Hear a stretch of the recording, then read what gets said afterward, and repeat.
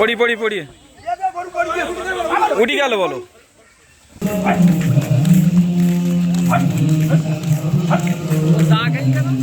হ্যাঁ, আসসালামু আলাইকুম। তো এবার 2026 সালের কুরবানির গরুর আসলে মানে ওই রাত 3টা থেকে গরু নিয়ে আসতেছি, আর প্রায় 1 কিলোমিটার মতন রাস্তা, আর গরু মোটে আপনার আসতেছেই না, মানে অল্প অল্প আসতেছে আবার দাঁড়াচ্ছে, যেহেতু গরুটা খুব একটা বাহির করা হয় না গোল থেকে। তো আলহামদুলিল্লাহ আমরা 1 বছর পোষার পরে কুরবানি দেই প্রতি বছর, সেই হিসাবে এবারও আপনার এই 1 বছর রাখা হয়েছে। তো প্রায় চলে আসছি আমাদের বাড়ির কাছে আর কি, বাড়ি থেকে প্রায় 1-1.5 কিলোমিটার রাস্তা। তো আস্তে আস্তে নিয়ে আসতেছি।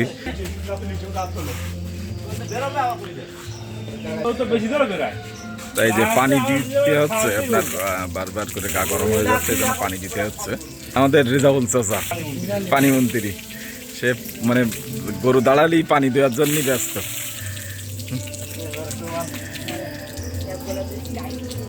তো এইভাবে ঠেলে ঠেলে নিয়ে যেতে হচ্ছে আর কি। দেখেন মানে মোটে হাঁটতেছেই না, কিছু দূরে হাঁটতেছে আবার নিয়ে যেতে হচ্ছে ঠেলে ঠেলে। তো আমার দাঁড়ায় গেছে আপনার, মানে কিছু দূর হাঁটতেছে 20 পা 15 পা করে, আবার দাঁড়ায় যাচ্ছে। মোটামুটি রাত 3টা থেকে আর এখন বাজে যাচ্ছে আপনার 5টা 5:30 পর্যন্ত, এই পর্যন্ত এইভাবে কষ্ট করে করে নিয়ে যেতে হচ্ছে আর কি।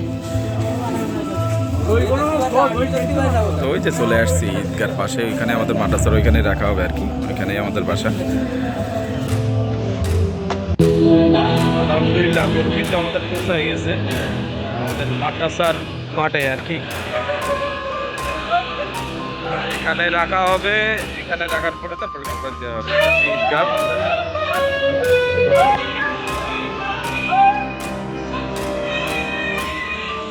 রাত 3টা থেকে নিয়ে আসা হয়েছে, প্রায় 1 কিলোমিটারের মতন রাস্তা, আর এখন বাজে আপনার হচ্ছে 5:30। আলহামদুলিল্লাহ পৌঁছাই গেছে, এখানে বাঁধা হবে, তারপরে আপনার নামাজের পরে কুরবানি দেওয়া হবে। আমাদের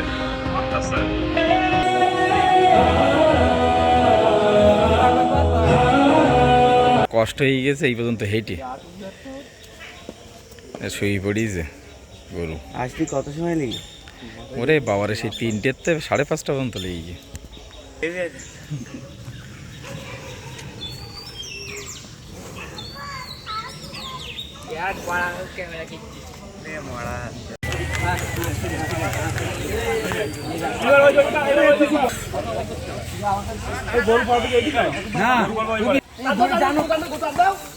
ও পা ছাড়াই গেল তো।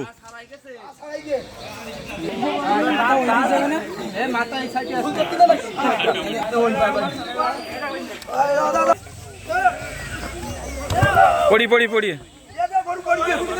উঠি গেল বলো।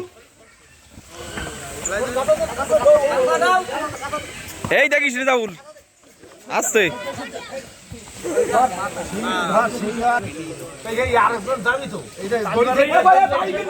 দেখো দেখো ওরা পারবো না।